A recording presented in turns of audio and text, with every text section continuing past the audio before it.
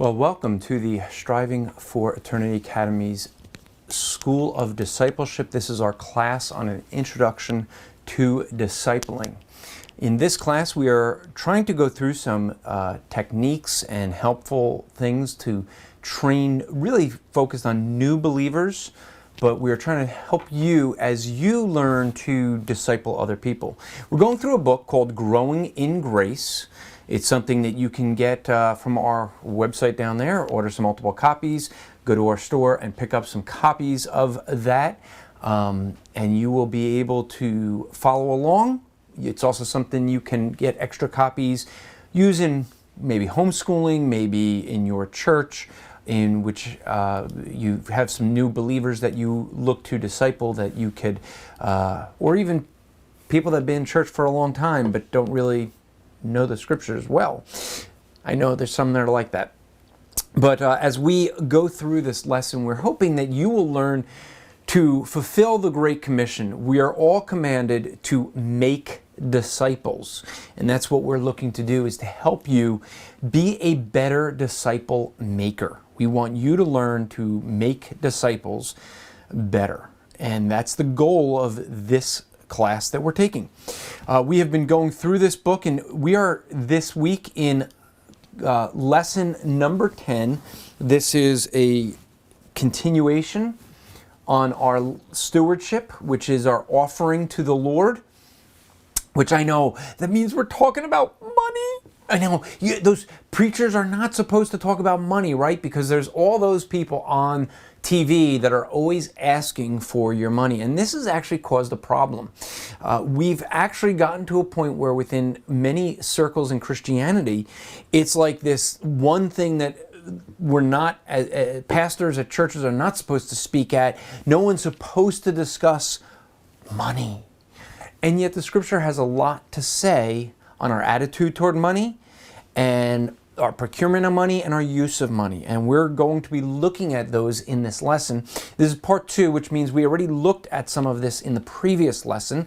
In the last lesson, we looked at our attitude toward money.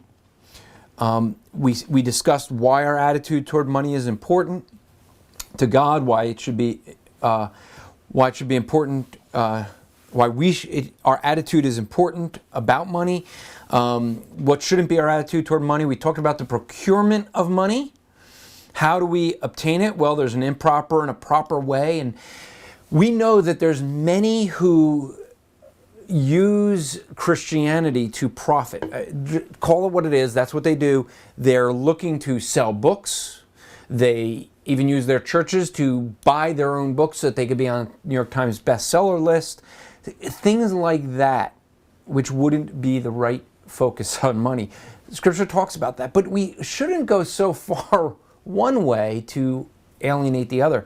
You know, it's an interesting thing that we find people who, we find that people get upset if you talk about money as if it's like one thing in Christianity you're not supposed to do. And I find it interesting. We actually had someone this week that said, how dare we in these free classes mention that you can go to that website and buy the syllabus. The argument was you should just give the syllabus away and just trust God to provide it. In other words, as if we don't have the faith somehow, because we actually are saying, hey, can you cover the cost for the products that we ship to you? Amazing how people are like that. And my challenge to the person was, do you do that at your job? Your secular job? Do you go into your boss and say, hey, you don't have to pay me anything. Whatever you think is fair, pay me. I won't take a dime. I'm going to trust the Lord. Or do you actually go in and expect them to pay you for your work? And furthermore, do you demand it when you want promotions and things? I don't know.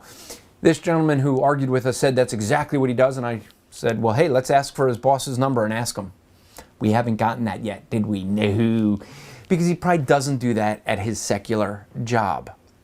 And that's the reality. We hold the Christians to a standard, and yet, the argument is made in Scripture that we should pay people who minister on our behalf. Paul says you should pay them a double honor, not just the honor to pay your pastor of giving him the respect due him, but you pay him so he can feed his family. And it is a thing, unfortunately, within Christianity we've gotten to with a view of money as almost as if it's like people feel that if it's a Christian, you can rip them off. We're working with a Christian radio station, an online radio station, and they were like feeling bad. Well, if you want to pay us less, we could work something out. I said, why? Why shouldn't we as Christians pay the most that we can afford to help you with your radio station and us with our programming? We shouldn't take the less of the two.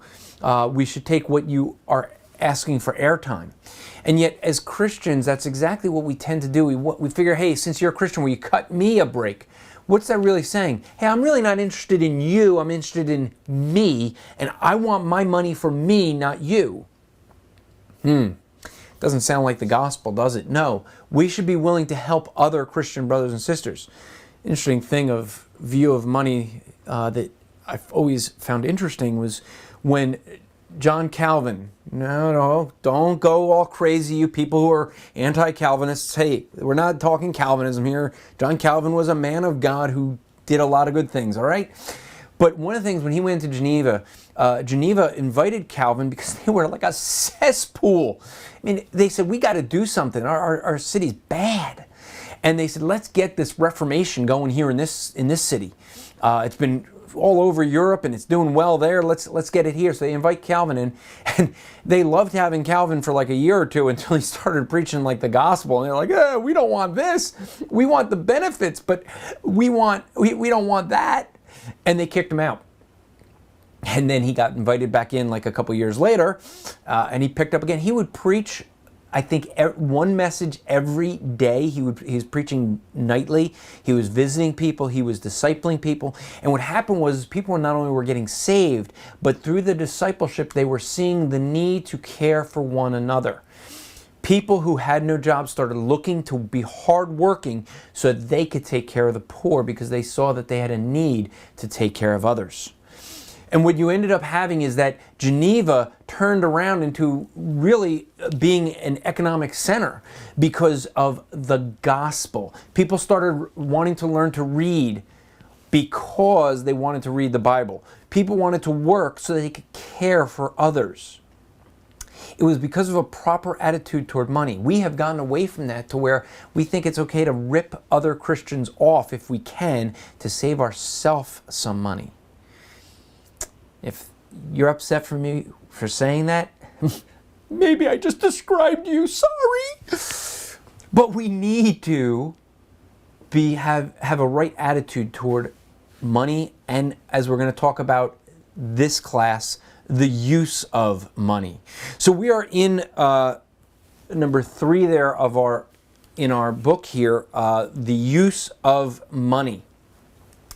So the first thing that we see in our book is that we are to honor God. Those are your blanks there. Honor God. We are to honor God with the use of our money. Proverbs, again, we said much of this is we're going to see in the book of Proverbs. And so here we see in Proverbs 14:31, whoever oppresses a poor man insults his maker, but whoever is generous to the needy honors him. So we need to be honoring God with our use of money, and we should be taking care of the poor, not trying to oppress them. We should be using our money in a way that honors God. Now, this is something that is such a kind of a faux pas in our culture that I know some people who will argue, because I do tend to be generous, and I'm not trying to brag. It's just that I want to encourage others to be the same way. And it's interesting because I had someone that told me that I'm prideful because I openly will share that I've shared money with complete strangers at times. And sometimes I'll say I bought someone coffee or a hamburger, or gave them $10 or $5 or $20, and people go, "You're being prideful. You shouldn't let the right hand know what the left hand is doing." Okay, stop taking that verse out of its context, because that doesn't talk about me giving money to poor people. It has to do with people in a church letting everyone know how much they give so that they can receive the accolades. Hey, I just gave this much. Let me hear it. Let's hear the praises. That's the difference. There's a difference there. I'm not giving money to have praises. And when I share stories of giving money, I'm not doing it to hear praises either. I do it to encourage others to realize, hey, that's an idea I could do. I could go buy someone coffee for an opportunity to share the gospel with them. And it's interesting, our culture, where we think that if we share things like that, somehow we're dishonoring God. Why? What verse says that? So we are the use of our money should first and foremost honor God, because as we said in the title of this lesson, it's stewardship. God has given us money as a stewardship. It's His money. And we are stewards of it. We're managers of it. And you and I are going to give an account for how we use our money. Now, when you're dealing with a new believer, they may have real issues. I mean, they may have big time debt problems, and you may need to help in this lesson to help them understand that one of the uses of money, one of the ways we honor God, is to not be in debt. Now, I understand in our culture, houses and mortgages are, it's so astronomical, you almost have to be in debt in some form. College bills, yeah, tell me about it. I'm dealing with that with too. Yikes, that's more than my mortgage. But you have those things where you may have to take loans, and it's not that loans are bad, but you have credit card bills because you bought more things than you really could afford. Those are areas you might need to help counsel the person you're discipling and say, you might need to buy less. You don't need the latest toy. You don't need the latest gadget. You can get by, pay off those bills. And maybe there's ways of consolidating bills. You may have to deal with things like that when you're at this lesson, because sometimes you're dealing with people that have lived a long time in a messed up way of spending of money. And so you have to help them. So we are to honor God. Letter B, we are to take care of that which we have. In Proverbs 27:23, know well the condition of your flocks and give attention to your herds. We should know well the condition. We should know what we have. We should take care of it. We shouldn't overextend ourselves. We shouldn't go looking to buy things just because we want to have the latest thing. So we want to be careful with that. Letter C, as stewards, we are to be faithful. That's your blank there, faithful. In 1 Corinthians 4:2, moreover, it is required of stewards that they be found faithful. We have to be faithful with that which God has given to us. Remember, the money is not our money, it's God's money. Letter D, if a man does not work, he should not eat. He should not eat. That's your blank there. Let's look at this one in 2 Thessalonians 3:10, and I want to explain some context on this one. For even when we were with you, we would give you this command: if anyone is not willing to work, let him not eat. Now, notice that it says if he's not willing to work. It's not that someone lost their job. This isn't saying that if you're on unemployment, somehow the church shouldn't take care of you, shouldn't help you. It's a willingness. That's the idea here. Is the person willing or unwilling to work? There are some people who are unwilling to work. Now, in the context that Paul is dealing with, he's dealing with people who thought the Lord's coming was soon, and they basically had the attitude of, hey, I'm going to be lazy. I'm not going to work. I'm going to trust others who are going to provide for me. I'll let the church take care of my needs. I'm being spiritual. I'm taking care of the things of the Lord, and I'll rest on others. Now, it doesn't mean we shouldn't donate to like missionaries and to people who are serving full-time in church and in missions and in ministry. Those things are good, but this is people who are unwilling to work. And it says you should, actually what I think Paul's saying is if you have someone that's unwilling to work and you're taking care of their needs, you're actually enabling them in bad behavior. If they're unwilling to work to take care of their own needs, then we shouldn't be providing for their needs because it's enabling them in their laziness and their bad behavior. It's not honoring to God. Now, there are people who, I've seen this in church, where people who come into churches and they look to take advantage of other Christians. They always have a sob story. Oh, this and that's wrong, and this, I just need money for this. I just had this in church this week where someone was being that I know the individual, this person is irresponsible. He's trying to run a business, and he is an irresponsible person. He just doesn't take care of things. And he's trying to get people to help him. Oh, would you just help me? I'm behind in bills, and I can't pay the rent and this and that. And the reality is he can't pay the rent and do these things because he was irresponsible and he wasn't being a good steward. There's a big difference there. And then giving him money, what that does is he just continues in bad behavior. It doesn't get him to learn, for some people, to learn the lesson. Some people will learn the lesson. But for some people, if you won't give money, they move on to someone else to look to get the money. And really, they learn to be, to live off the goodness of others instead of actually working. And that's the idea there. It doesn't mean that you can't be on welfare. It doesn't mean, and I'm not saying that I agree or disagree with welfare. I'm just saying that verse is not dealing with that, okay? We have to, now it could be, the principle could apply if someone refuses to work. But there is a proper case for welfare or a deacon's fund in your church, which I think would be more biblical, or widow's fund or things like that in your church. But you see, it's dealing with the willingness of the heart. Are you willing to work, or are you, hey, dude, I want others to pay for my way? All right, let's take a look at 1 Thessalonians 4:11 and 12, and give two reasons why a Christian should work, especially in verse 12. It says there, and to aspire to live quietly and mind your own affairs, and to work with your hands as we instructed you, so that you may walk properly before outsiders and be dependent on no one. So notice there's two things. One, walk properly, and two is lack nothing or depend on no one.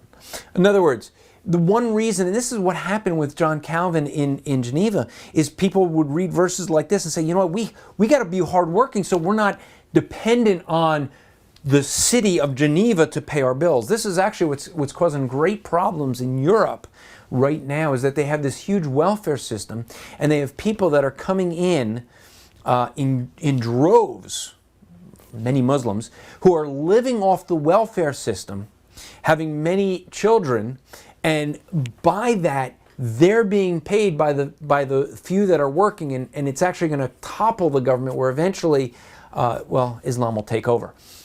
But what you have when you have a huge welfare system is it becomes an unsupportable system, because people end up living off the system, and it causes a collapse eventually of an economy. We should not be that way as Christians. We should not be dependent on the government. Now, it doesn't mean that there's not needs. You lose your job and you get unemployment. I understand that. That's different than a willingness. That's different than someone that's mindfully saying, I'm going to take advantage of the system. Okay, there's a difference there. And so we should be walking properly. This talks about our use of money. Now, we finish with the use of money. Now we get into that difficult one, the one that so many people want to avoid, and that is our giving of money, the giving of money. And here we want to say that while many people do abuse this teaching of Scripture, it is clear that Christians are to be supporting their local church first. Let me say that again so that's clear. Support your local church first. and then other ministries. I work full-time here for Striving for Eternity as a ministry, and I am telling you that I would rather not receive your giving if you're not giving to your church first. Your church is your first priority. And you say, but Andrew, I don't have a church. Well, okay, we do have people that will donate to us in lieu of a church while they're looking for a church. That's fine. But if you want to donate to a ministry like ours, do it after. God has blessed you, give to your church first, and then with the abundance, give to other ministries like ours and like many others. But your first priority, I think, should be for your local church. And you say, well, wait a minute, how does that help you? Well, it doesn't. I mean, that's why we struggle. I understand. And really, I wish there wasn't a need for parachurch organizations like ours. I think if the churches across America and the world were actually doing the job of discipleship, there wouldn't be a need for Striving for Eternity. I would love for the churches to put us out of business because they're all doing the job that we're called to do. But until that happens, we are here to help train people like you to influence your church so that your church would be discipling and training and doing their own materials so that there's no more need for us. And then you'd be supporting your church. But I really feel strongly that we should be supporting the local church. I know there's many people who do not support their church, even though they've been in church for years, and give to other ministries. That's not good. Your church shouldn't be struggling. I knew of a church that was financially struggling to a point where they were real close to closing the doors of the building because they could not afford their bills. Their pastor was bivocational, not because he wanted to be, but because the church could not afford to pay him what it would take to live. And so he had to find work outside of the church. And meanwhile, there were individuals in the church that were supporting other ministries in the tens of thousands of dollars a year. Now, you say, well, why do they have to give to their local church? Well, that should be where they're getting the primary discipleship and the primary teaching. And I understand that our culture's changed. And yes, you can listen to your pastor once a week on a Sunday and listen to someone on the radio 5 times a week. So really, you're more inclined to give to that person who's really pouring into your life through the airwaves, but he's not really pouring into your life. If you're not getting enough of your pastor's time in discipleship, then maybe you need to go visit your pastor more. Get more of his sermons and play those in the car instead. Build Bible studies in your church, work with your pastor to get more discipleship going in your church. All right, so that's all just my pet peeve, sorry. Little tangent for you. I know, sorry. But what we want to do is, I want to encourage you, we need to be about the business of the local church first, all right? And I say that knowing that if that means that some can't give to our ministry, God will take care of us, and if we need to, we'll close the doors. I mean, we barely make ends meet anyway. And don't think that even though I work full-time for the ministry, I don't get paid much, trust me. So the thing is, we need to first look, letter A in your book, the place for giving. Now in the New Testament, giving was always in relationship to the local church. If you look in Acts and 1 Corinthians, they talk about the most, but in Acts 4:32 to 37, where was the giving? It was in the church of Jerusalem. In Acts 11:26 to 30, where was the giving? For Paul and Barnabas to go off on their missions trip. The church of Antioch. In 1 Corinthians 16 verse 1, it mentions the giving of the church of Galatia. In verses 3 to 4, it talks about the church of Corinth and their giving. In 1 Corinthians 8, 1-5, it talks about the church of Mesopotamia. That wasn't it. I don't know. I'm just from memory, okay? I'm getting grief. From Macedonia. And then in Philippians 4, 15 and 16, we see the giving of the church of Philippi. Did you notice something in all 6 of those? Church of, church of, church of, church in, church of, right? So there were churches. In the New Testament, the first century, we see giving was always part of the church. It wasn't that they gave to parachurch ministries. And you say, well, Andrew, hey, hold on. They didn't have parachurch ministries back then. Right. I wish we didn't have them now either. The reason that parachurch ministries like Striving for Eternity have sprung up is because of the fact that the church has failed to do the job it should be doing. And instead of letting Christians flounder, ministries rise up. Now, what you end up seeing is that most parachurch ministries are very focused. They just do evangelism, or they just do apologetics, or they just focus on your stewardship with money, or they just focus on family, or they just focus on parenting, or they just focus on prison ministry, or this or that. Everything's kind of compartmentalized. And what's different with Striving for Eternity is we're trying to bring those things together. That's what discipleship is. And we're trying to say, you know what? We need to be doing all those things. We need to be good stewards of all of our talents and gifts and resources that God has given us. And we need to be teaching others. That is the function of the church. That's really what the church should be doing. And the rise of parachurch organizations are really only because the church isn't really doing its job, unfortunately. So my challenge to you in churches is to stand up, rise up, be disciple makers, disciple people in your church, work with your church pastors to develop a type of church that doesn't need parachurch organizations. Now, understand, not every church is big enough where they can have their own, pro-life ministry. I know some churches that do. It's a pro-life ministry as part of a church. Not everyone's going to be that big. Not everyone's going to have that focus. Not every church is going to have their own Christian bookstore or, facility to produce materials for other churches, whatever, or for their own church maybe. But some churches can, and so there's probably always going to be small parachurch organizations like ours around. I just wish we didn't. Just saying. So a reason for giving. So we talked about the place for giving is the church. All right. The reason for giving that we see is, notice that in the texts, that the use of finances as they related to the local church, all right? So what do we have? In 1 Corinthians 9, 13 and 14, also in 1 Timothy 5, 17 and 18, which is the one I referred to earlier, with Paul saying that pastors should be supported.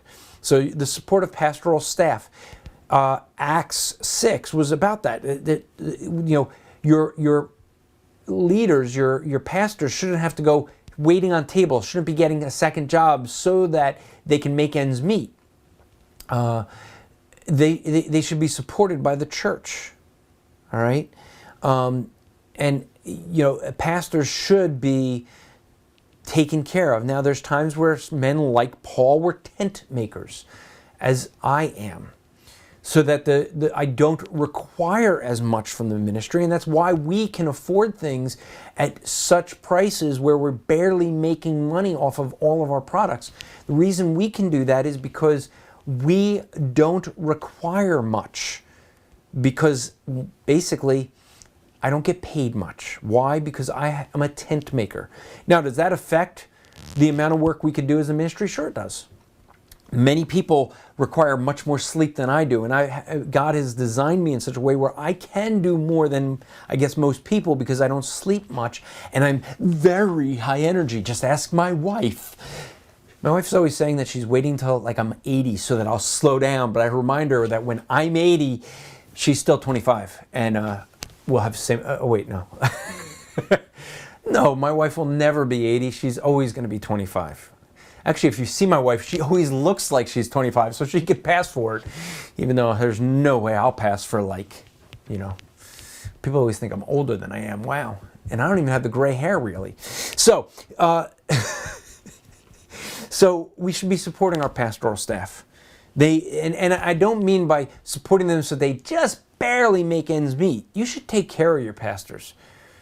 It's a shame that so many churches where they have people that are willing to try to make money at their secular jobs and get promotions and do what they have to make more money, but then they want the pastor to make as little as possible. And it's like the pastor somehow should just barely make ends meet. That's not being good stewards to your pastor. Just saying. Acts 4:32 to 36, we see another reason for giving is so that the church can help those in need. Many churches have a deacons fund to help the needy. Some churches have food pantries, things like that, clothing cottages to be able to provide for those in need. Philippians 4:15 and 16 says for missionary support. Paul and Barnabas were supported by the Philippian church, or at least Paul was, in their missionary journeys. Another reason for giving is for the overall ministry of the church. So church can function as the church, and the church can do the things that the church needs to do. Letter C, so we talked about the place for giving, the church. We talked about some reasons for giving. Now the method for giving. What's the method provided for giving? Well, let us look here at 1 Corinthians 16, 1 to 4, because this is going to give us kind of an idea. It says, now concerning the collection for the saints, as I am directed, the churches of Galatia, so you also are to do. On the first day of every week, each of you is to put something aside and store it up as he may prosper, so that there will be no collecting when I come. And when I arrive, I will send those whom you accredit by letter to carry your gift to Jerusalem. If it seems advisable that I should also go also, they will accompany me. So let's not rip this out of its context. He's dealing with giving that was specifically for the church in Jerusalem that was struggling with some persecution going on. There's some different reasons that people have. Why is he saying, hey, I don't want to collect when I'm there? You know, one thing maybe that Paul realizes when he's there and asking for a collection, people are going to give maybe to impress Paul, maybe because Paul's there. He wants it to be a heart issue. All right? But there's some things we can learn from this. In 1 Corinthians 16, Paul is instructing the church at Corinth in how to give for special projects, not regular giving. You see, it's special relief fund for the poverty-stricken Christians in Jerusalem. And so notice the following things, though, that he does, because there are some principles we can see from this. One is regular giving. Do you see that? It should be regular giving upon the first day of the week. It should be worshipful giving. It's part of the worship service that first day of the week. The worship service itself includes giving. So giving of money is actually an act of worship. Do you ever think of that? But it is. It's an act of worship. It should also be personal giving. Let each one of you give. It's something that we should each be doing. And we should each be setting it aside. Now notice, I think he's almost saying this is above and beyond what you give to the regular church. So this is set it aside and give it each week. And then it should be proportionate giving. As God has given you, okay, therefore you give. Some of us can afford to give more. Some of us cannot. When I lost my job many years ago and I was out of work, I could not afford to give more money to my local church. So I gave my time. I used to, while I was not having interviews and things like that, I was meeting with my pastor, getting together with him, spending time with him, helping him around the office. In fact, what ended up happening was that was a time that was very precious, because it was a time that I would be with him, just running errands with him, in the office, doing filing for him, doing whatever he needed. he was actually discipling me quite a bit. And that's really the time that grew me as a Christian. That's where I really matured, was that time that I got to spend helping him, and he in turn was helping me, and I didn't quite realize it until years later. But it was where I couldn't give financially, so I gave of my time.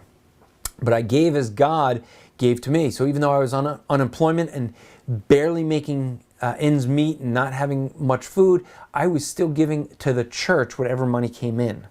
When I had money, I gave to the church first before feeding myself, because I had a high view of God and that he would provide, and he did provide for me. So God does not demand a certain percentage, though, and there's some people that talk about this, that God has, there's a tithe. And we're going to talk about that. But God does not demand a percentage of the Christian income to possessions. Okay. However, his word does provide some helpful guidelines. Okay. The minimum that we see anywhere in Scripture in the Bible is in Genesis 14 and Genesis 14:20 and 28:22, where it talks about tithe, which is a tenth. So maybe you say, okay, the minimum is a tenth. Well, when people talk about a tithe, that we should be tithing, I always find it interesting they want to talk about a tithe, but there were 3 or 4 different tithes. So when you actually look at it, about 34% of people's giving or people's income went to, for Israel, went to a tithe, which is a lot more than a tenth. You had a tenth that was just for the Levites and providing for them, a tenth that was given for the temple tax, a tenth for the government. And then there were some others that were still sometimes called a tithe, even though they were a little bit less, that was for local towns and things like that. The most we see, the maximum we see, is in Luke 21, 1-4, which is 100%. That's the widow who gives her last 2 pennies, shall we say, 2 mites. She gave 100%. Now, keep in mind the context there. That's not a lesson in Luke 21 on giving, okay? It's actually a lesson on hypocrisy of the Jewish people, that they would allow a woman who, as Jewish leaders, should have been caring for the widow, and instead they're letting her give her last 2 minnows, or the last 2 pennies, shall we say, the lowest form of coinage, and her last 2 pennies, they're going to take it instead of providing for her, which was their responsibility. That's really the context, was on the wickedness of the Jewish leaders. And then what should be our attitude toward giving? This is kind of interesting because people, because there's such an abuse with giving, this is something that people often overlook. Let's take a look at this passage. This is 2 Corinthians 9, 6-15. A little bit of a longer passage, but we're going to find many things here about our attitude toward giving. So the point is this: whoever sows sparingly will also reap sparingly, and whoever sows bountifully will also reap bountifully. Each one must give as he has decided in his heart, not reluctantly under compulsion, for God loves a cheerful giver. And God is able to make all grace abound to you, so that, having all sufficiency in all things and at all times, you may abound in every good work.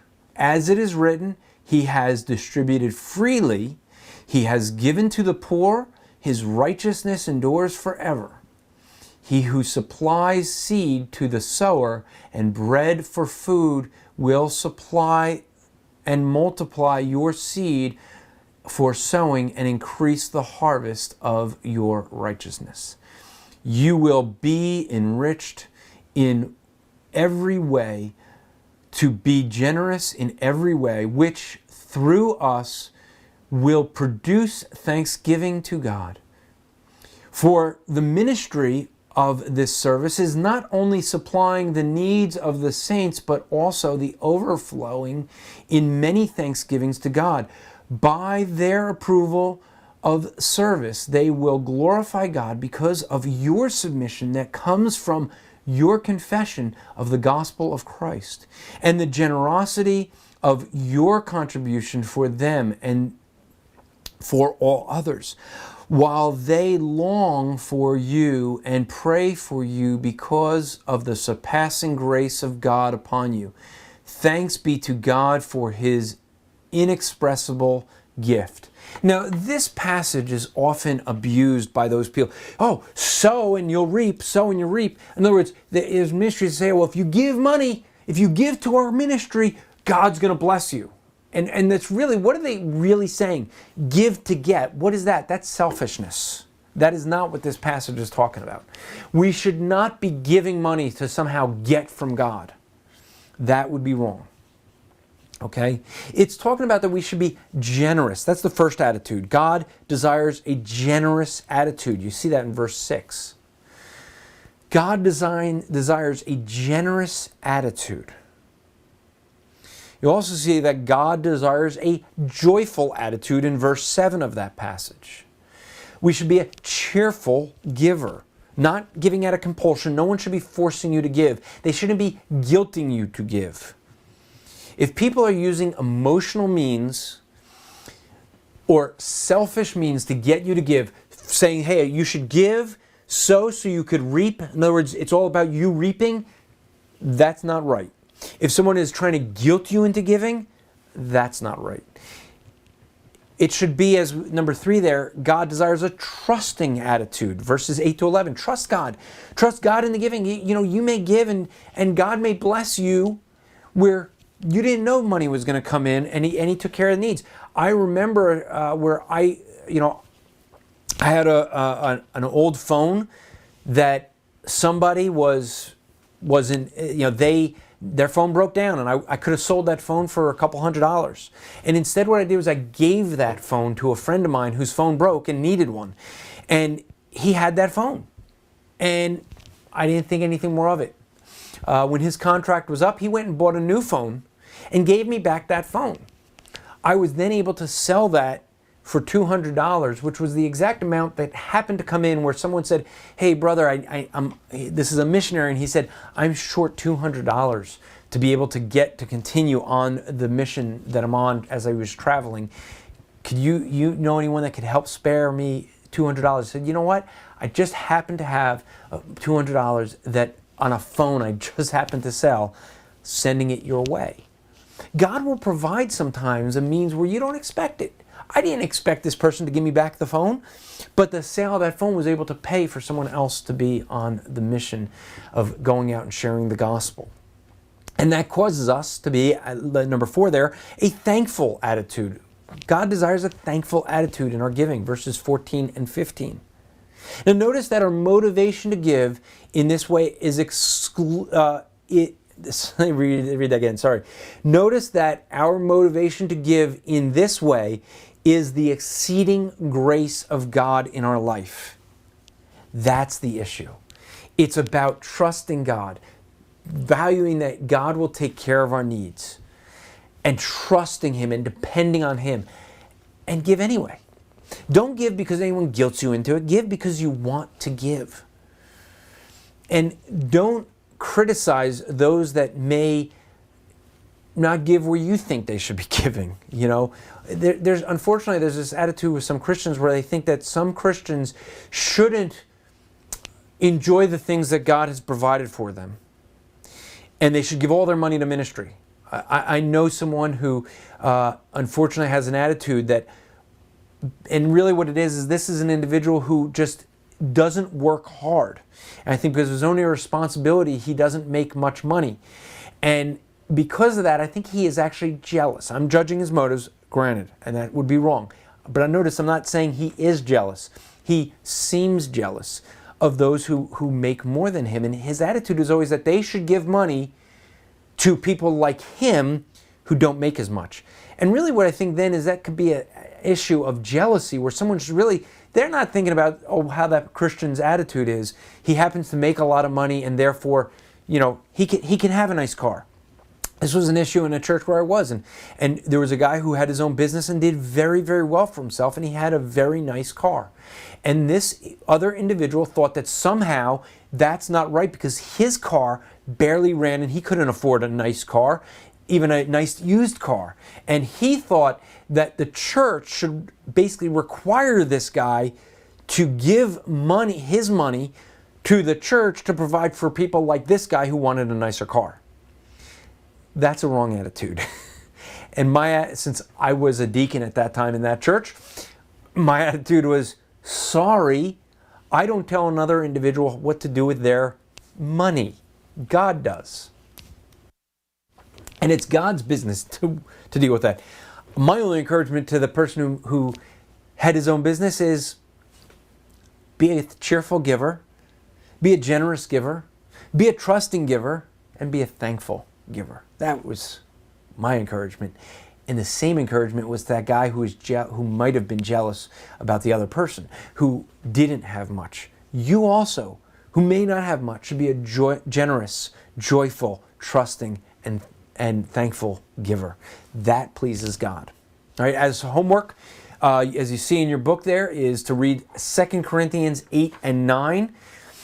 And then next week, I know you can't wait for this lesson. I know, and neither can I. We're going to talk about evangelism.